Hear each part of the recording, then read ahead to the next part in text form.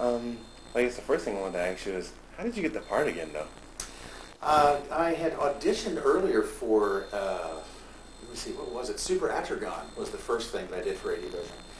And so I did that, then I had several voices in that. Did Mr. Amamoto for Suikoden Demon Century. Somewhere after those, I can't remember exactly how closely that was, apparently Mr. Greenfield decided that it was a good idea for me to be the voice of evil for ADV, which is sort of how it happened. And he had this part. He said, I think you do well as Gendo, so he just had me come in, and we started right from there. So I sort of auditioned through other roles, I guess, more than anything else. How do you like so far playing Gendo? Gendo is fascinating. Gendo is an onion. The more you peel away layers, the more you find more layers. And they all stink. They really do. Gendo is a real... Yeah. Gendo is not somebody I want to know. I don't want to be. I don't want to... But he's a fascinating character. What makes Gendo particularly interesting here, without... I'm assuming this depends on whether or not you've actually watched this first or the show first. You watch this first, what are you doing? Get a life. If you've seen the show, you see what happens to Gendo, and that is what's so fascinating, is to see the change that hits right before Gendo's final lines in the show. I'll leave it at that. So it's interesting to see how the character does progress. And after you've watched it, give me a little email. We'll talk about it. How do you... I guess because, like, from your personality and Gendo's personality is obviously a huge difference. How do you get into the character? It's kind of imagine getting all of this into someone as skinny as Gendo, I confess. But getting into Gendo's character is you have to know in any character what drives them, what motivates them.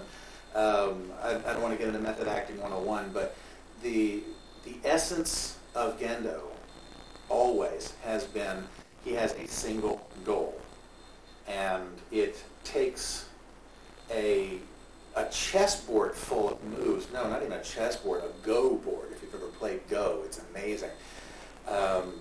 Chess is conventional warfare. Go is guerrilla warfare, and there's so many angles and directions that you can move. That's more like what Gendo's plan is, because it's so convoluted.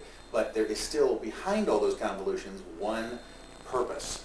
And the one purpose actually is the Human Instrumentality Project, the change, the recreation of the human race from the beginning all the way up. He wants to end the world, and by this change. That's what makes it so interesting.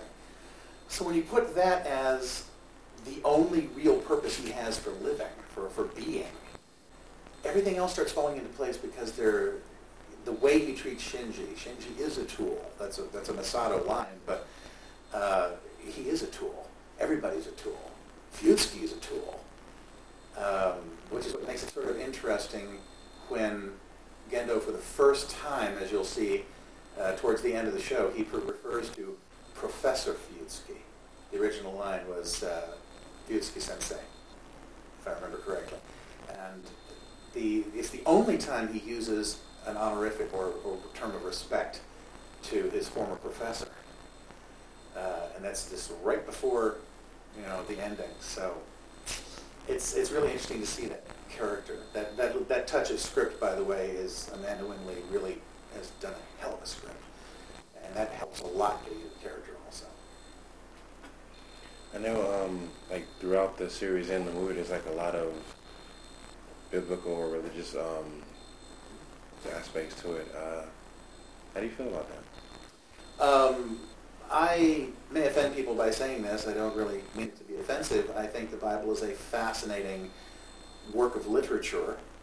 For some people, it is an actual sacred word that they follow, and I don't mean any disrespect to that. But if you take it as literature, as mythology in the purest sense of the word, not meaning fictitious, but meaning mythic proportion, the great story, as it were, told so many different times, the hero with 1,000 faces, Joseph Campbell kind of thing, then what you find in Revelations particularly, which is a lot of this, of the imagery comes out of Revelations and the what will be.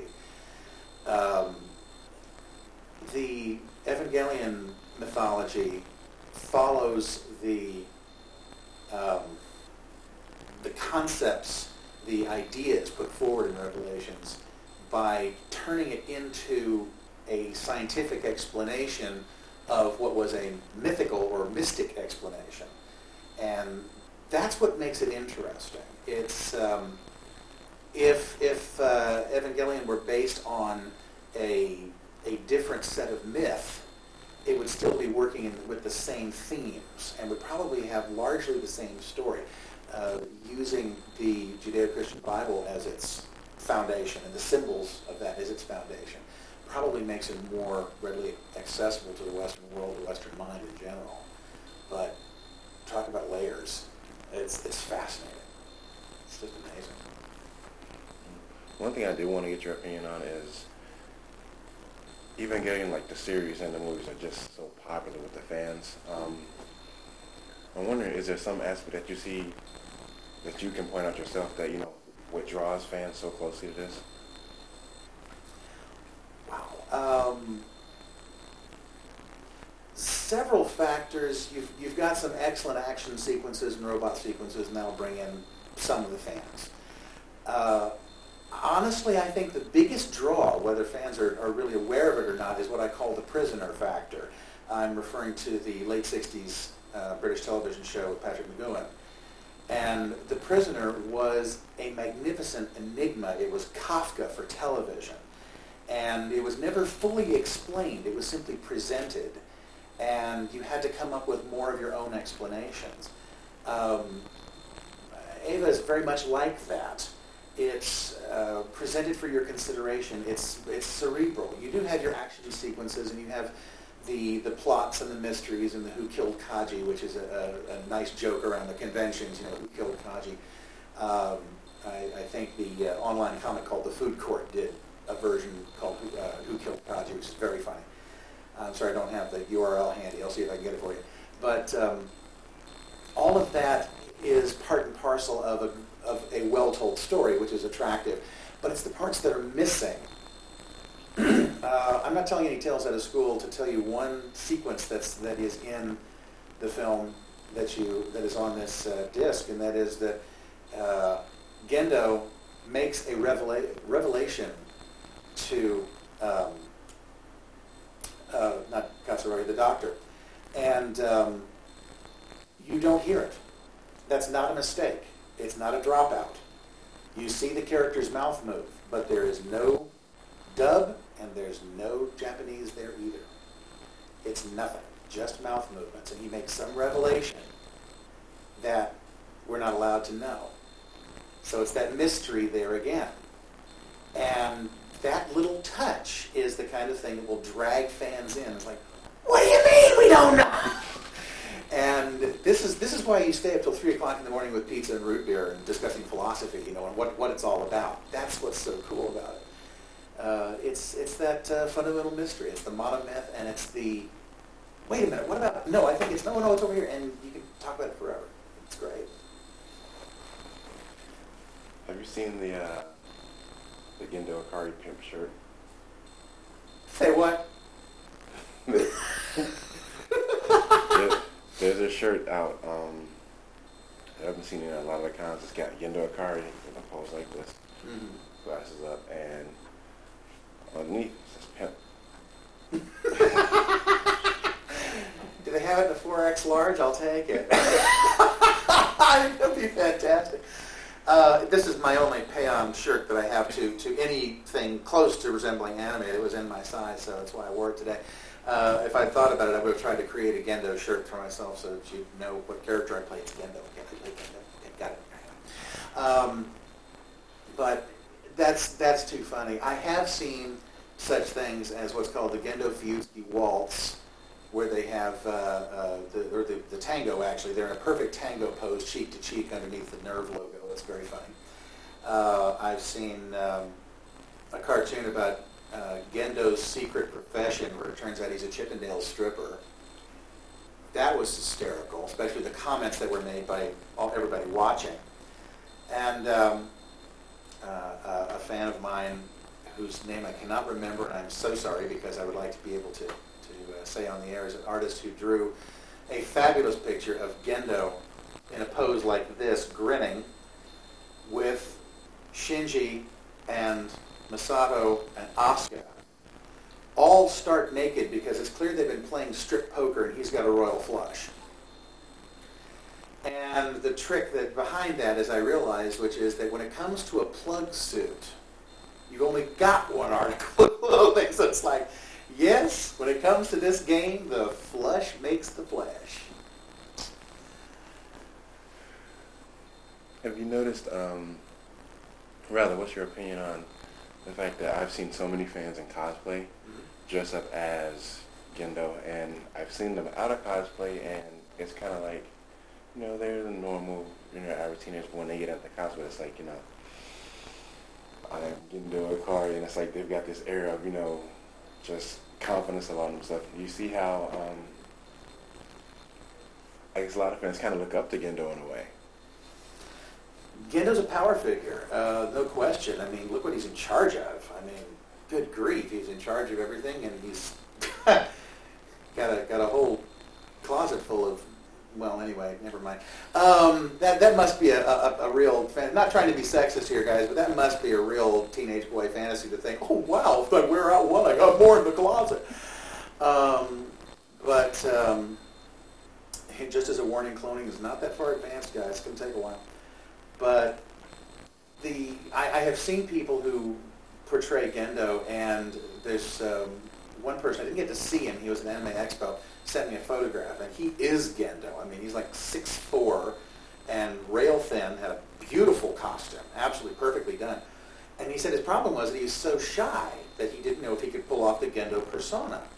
I said, how did you do it? And he said, well, I just decided that I wouldn't say anything, and I would be nasty to everybody. I said, you got it. Keep his own counsel and be nasty to everyone. And that was basically it.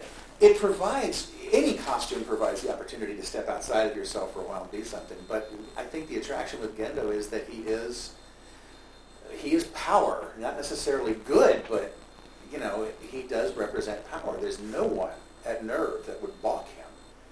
And Seilei's afraid of him and tried to destroy him on several levels and couldn't.